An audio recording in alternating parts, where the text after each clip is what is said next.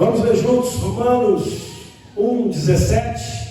Visto que a justiça de Deus se revela no Evangelho, de fé em fé, como está escrito, o justo viverá por fé. Pai, fala conosco através da Tua palavra, Senhor.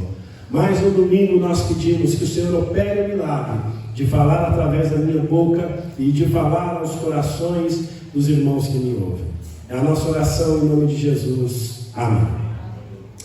Irmãos, o tema da minha mensagem nesta manhã é a eficácia do Evangelho.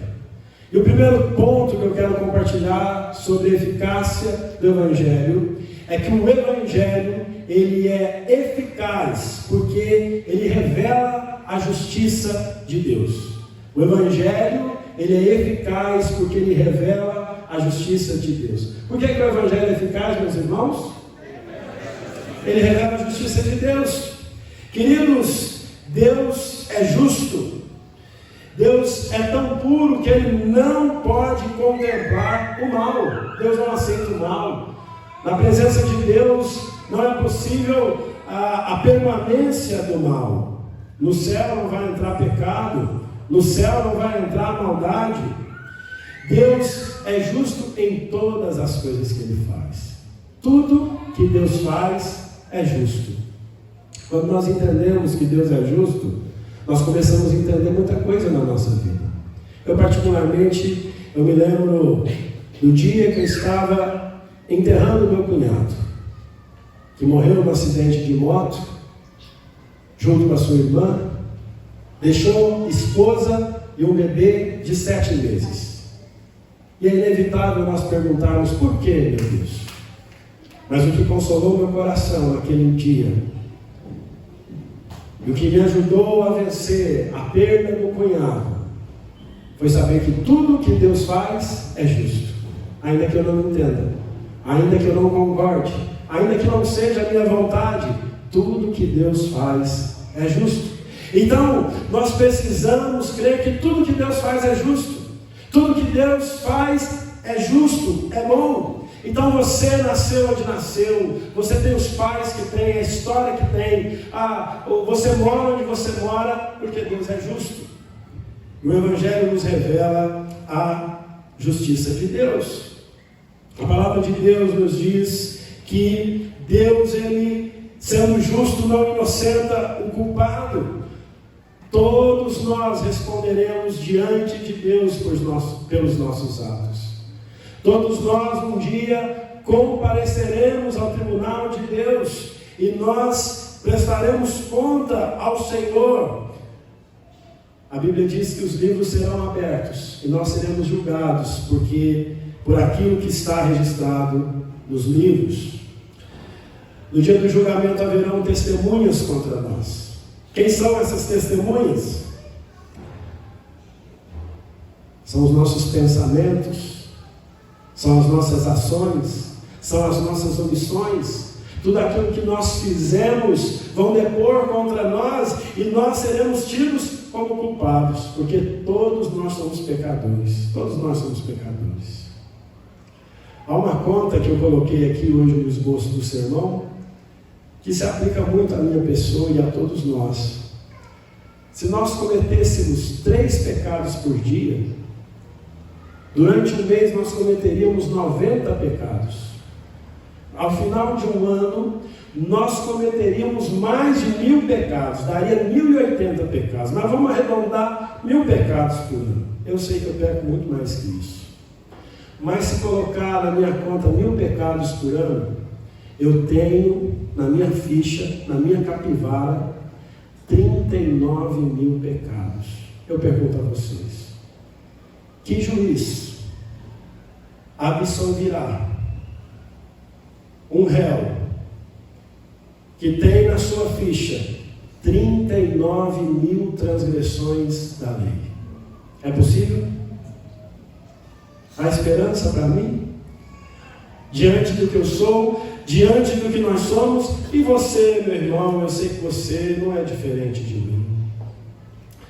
Você também tem uns aqui que tem 7.000 pecados, 16.000 pecados, 70 mil pecados, 80 mil pecados. Nós somos todos pecadores. Deus é justo e Ele não inocenta o culpado. Queridos irmãos, a Bíblia diz que no céu não vai entrar pecado. Abra sua Bíblia em Apocalipse, capítulo 21, versículo 27. Apocalipse 21, 27. Nós somos culpados diante de Deus. Está aí no texto, vamos ver juntos lá na tela. Nela onde? Na Nova Jerusalém, no novo céu, na nova terra. Nela nunca jamais penetrará coisa alguma contaminada, nem o que pratica abominação e mentira, mas somente os inscritos no livro do Cordeiro.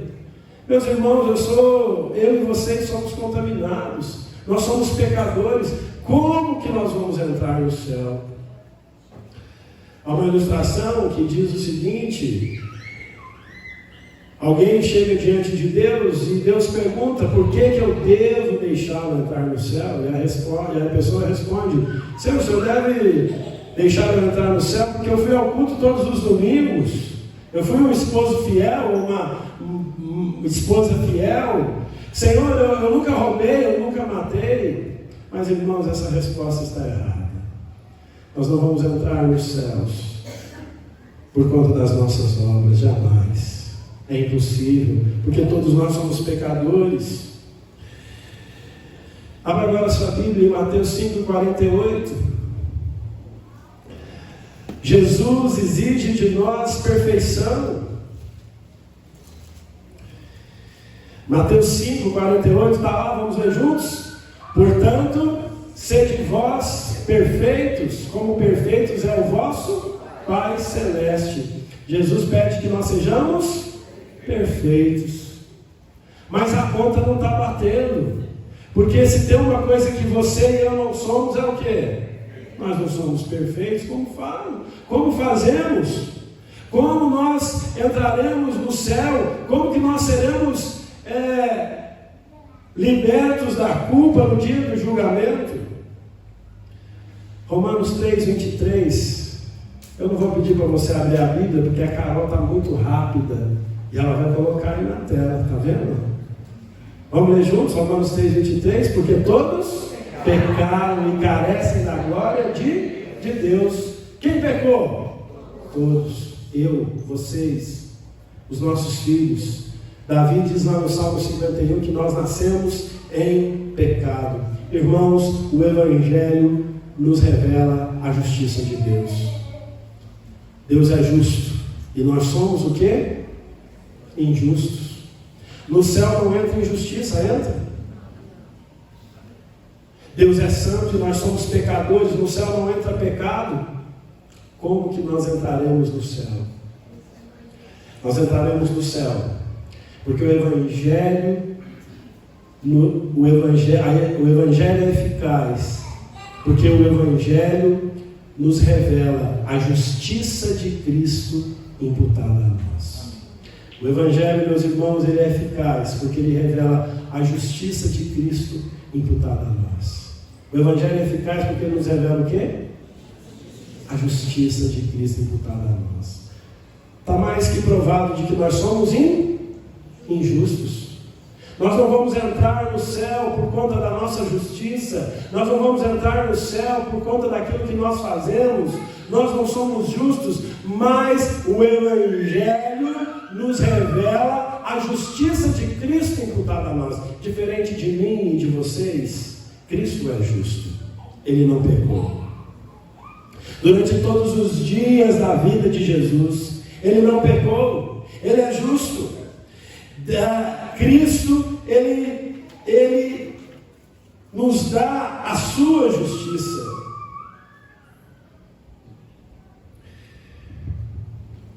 Por isso que Cristo veio ao mundo, porque nós não podemos nos justificar diante de Deus. A Bíblia diz que quem quebra o mandamento de Deus quebra todos. Então pense nos 10 mandamentos. Você já descobriu todos. E eu também. Uma vez alguém perguntou: pastor, quantos pecados o senhor já cometeu? Eu falei: todos. Tudo que a Bíblia chama de pecado eu já fiz. Por isso, o Evangelho nos revela que a justiça de Cristo é imputada a nós. Na cruz, Cristo fez cair sobre ele todos os nossos pecados. Abra sua Bíblia em Isaías 53, 6. Isaías capítulo 53, versículo 6. Vamos ler juntos? Todos nós andávamos desgarrados, como ovelhas, cada um se desviava pelo caminho, mas o Senhor fez cair sobre ele a iniquidade de todos. Então percebam, sobre quem caiu a minha, a sua, a iniquidade de todos?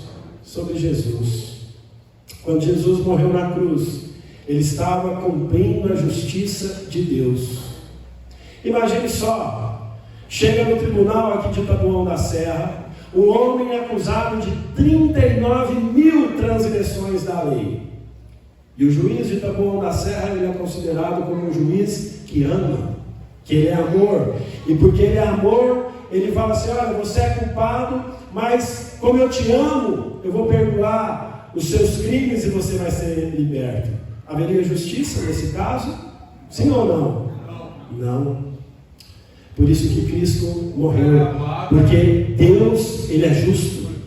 Deus é justo. E o pecado, ele foi punido. A transgressão da lei foi punido, não em mim, não em vocês, mas no próprio Filho de Deus. Abra sua Bíblia em Marcos 15, 34, para nós entendermos isso melhor. Marcos 15, versículo 34. Vamos ler juntos? Está lá na tela. Leiamos. A hora nona, clamou Jesus em alta voz: Eloi, Eloi, lama sabachthani, que quer dizer: Deus meu, por que me desamparaste? Na cruz, irmãos, Cristo se tornou maldição no nosso lugar, pois o pecado é uma maldição. Na cruz, meus irmãos, Cristo foi desamparado pelo Pai.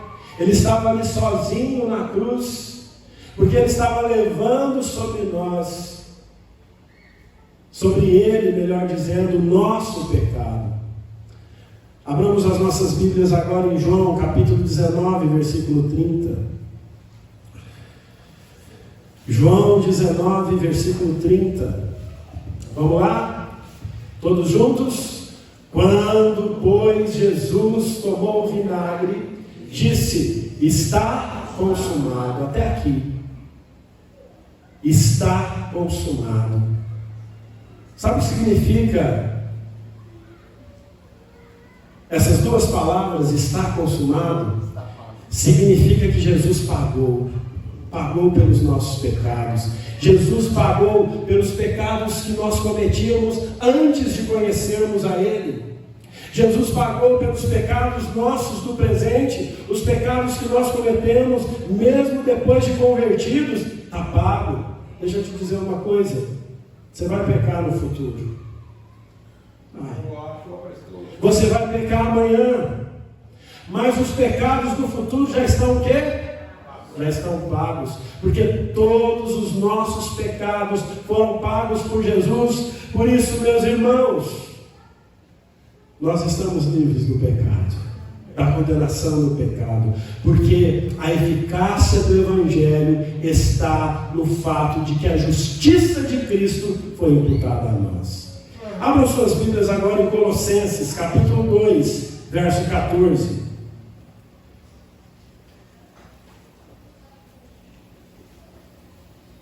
Vamos ler juntos aí Colossenses 14 e 15. Vamos lá? Tendo cancelado o escrito da dívida que era contra nós. Então, primeira coisa, a dívida que era contra nós foi paga, foi cancelada. Pensou você que está lá com o boleto, 30 anos pagando apartamento, alguém cancelar sua dívida? Só que essa aí eu acho que não vai cancelar, não. Vai ter que ser você mesmo. Essa aí você dá conta de pagar. Mas a que nós não conseguimos pagar, Jesus pagou. Está pago, está cancelado. tendo cancelado o escrito da dívida que era contra nós e que constava de ordenanças, o qual nos era prejudicial, removeu-o inteiramente, encravando na cruz. 15. E despojando os principados e potestades, publicamente os expôs ao desprezo, triunfando deles na cruz. Cristo venceu pelos nossos pecados. Está pago, está perdoado. Os nossos pecados estão perdoados. Irmãos, a justiça não é sua, a justiça não é minha, a justiça não é nossa, mas a justiça é de Deus. Foi Deus quem fez justiça por meio do seu Filho Jesus. Foi Ele quem fez justiça. A justiça não pertence a nós não somos justos, nós continuamos injustos, mas Ele imputou a justiça de Cristo em nós. Deus não nos tornou justos, mas Ele nos declarou justos. Quando você crê em Cristo, Deus olha para você e te declara justo, mesmo você sendo injusto.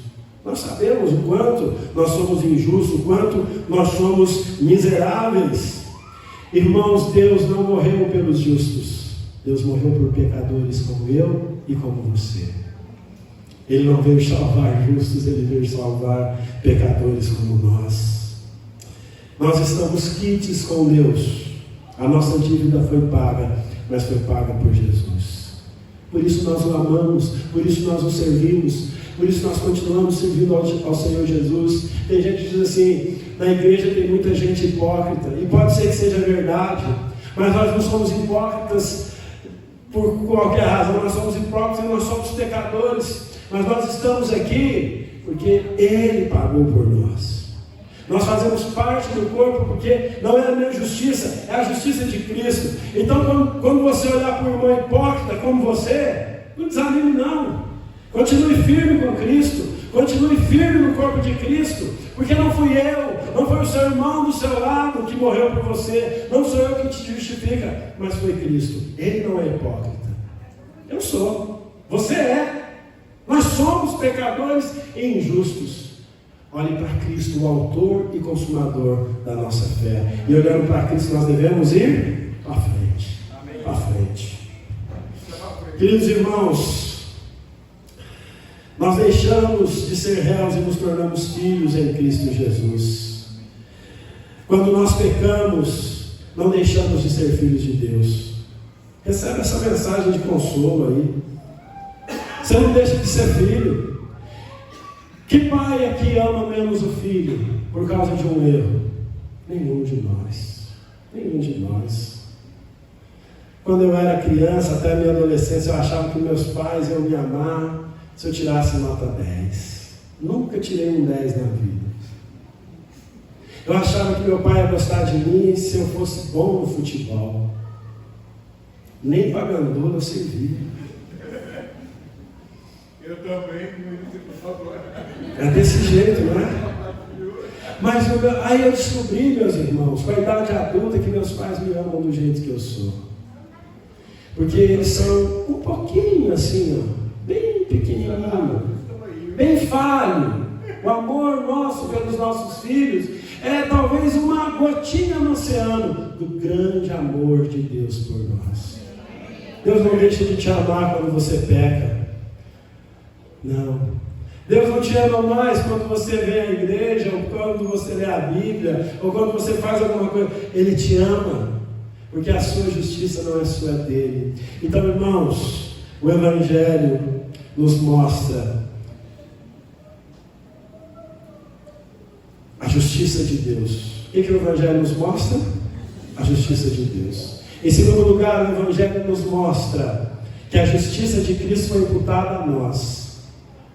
Qual que é a segunda coisa que o Evangelho de Deus nos mostra? A justiça de Cristo foi imputada a nós. E a terceira coisa que o Evangelho de Deus nos mostra, a eficácia do Evangelho está porque a justiça de Deus é recebida pela fé. Romanos 1,17 diz assim: visto que a justiça de Deus se revela no Evangelho, de fé em fé, como está escrito, o justo viverá pela fé. Irmãos, A justificação não é recebida pelas nossas obras, mas é por fé. E nem a fé é uma obra nossa. Carol, eu sei que eu estou te dando muito serviço hoje, e você é uma menina eficaz, quase igual ao Evangelho. Põe para nós aí, Efésios 2, versos 8 e 9. Efésios 2, 8 e 9. A fé, meus irmãos, não é uma obra nossa. Olha lá. Pela graça, vamos ver juntos? Porque pela graça sois salvos, mediante a fé. E isto não vem de vós, é dom de Deus. 9. Não de obras, para que ninguém se glorie. Você tem fé em Deus? Nós temos fé em Deus, foi Deus quem nos deu. Nós somos justificados pela fé. A fé é o canal que nos justifica. Somos injustos, somos pecadores, mas nós cremos que Deus nos declara e nos considera justos pela fé. É pela fé que nós somos justificados, é pela fé que nós devemos viver, é pela fé que nós devemos caminhar. Irmãos, a justificação é um processo único, é um ato único de Deus. Quando você crê em Cristo, você é justificado, não importa. Nós sabemos que na igreja do Senhor tem crentes mais consagrados do que outros, mais santificados do que outros. Tem crentes que oram mais, que lutam mais contra o pecado, e têm vitória contra o pecado. Mas tem crente igual eu, sem vergonha. Tem crente mais fraquinho igual eu. Mas eu, crente fraquinho, e você, o irmão mais piedoso desta igreja, todos nós somos iguais no fato. Já fomos justificados. Porque a justificação é o único ato de Deus. Diferente da santificação, que é um processo, que a gente vai lutando, que a gente vai crescendo. Quando você quer em Cristo, já está justificado. Porque nós vemos aqui, ali em Colossenses, a dívida foi paga, Jesus já pagou por nós. A justificação é recebida e é um ato onde Deus nos declara justos. Por isso, você já está justificado. Você crê nisso? Deus já declarou isso para você. Mas você está justificado por causa de quem? De Jesus. De Jesus Cristo. Porque a justificação, melhor dizendo, o justo é aquele que é justificado mediante a justiça de outro. Nós não somos justificados mediante a nossa justiça, mas mediante a justiça de outro. A justiça de quem? De Jesus. E nós somos, por último, justificados pela fé. Eu compartilhei com vocês aqui hoje a eficácia do Evangelho. E o Evangelho, ele é eficaz, porque ele revela a justiça de Deus. Nós somos justos? Não somos. Mas a segunda coisa que o Evangelho mostra a sua eficácia é que a justiça de Deus foi imputada a nós. O Evangelho é eficaz porque ele nos revela que a justiça de Deus é recebida pela fé. Então agora nós vamos para a parte mais importante do nosso sermão, a aplicação. O que eu vou fazer com esse sermão? O que você vai fazer com esse sermão? Primeiro, nós vamos reconhecer que nós não somos justos. Nós não somos bons. As nossas obras não podem nos justificar. Isso significa que nós não devemos buscar boas obras? Não, senhores. Devemos buscá-las, fazê-las. Mas significa o seguinte: nós reconhecemos biblicamente que nós não podemos fazer nada para sermos salvos diante de Deus. Essa é a primeira coisa. Você é justo, meu irmão? Não é. Você é bom? Também não é. Diante de Deus, eu acho que você até é gente boa. Temos aqui, precisa melhorar. Mas a maioria aqui é gente boa. Mas diante de Deus, da santidade de Deus, nós não somos bons. Bom é o Senhor. Mas a nós foi imputada a justiça de quem? De Jesus, de Cristo. E o que cabe a nós? Recebê-la pela fé. Fique de pé, vamos louvar o Senhor. Declara ao